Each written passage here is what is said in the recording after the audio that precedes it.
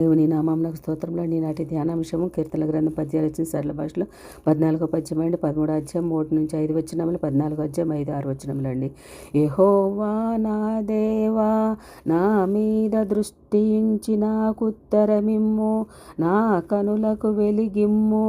నేనైతే నీ కృపయందు నమ్మికయుంచి ఉన్నాను.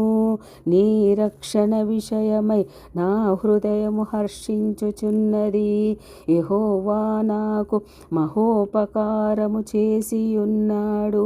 నేను ఆయనను కీర్తించెదను. మేలు చేయువాడు ఒక్కడును లేడు.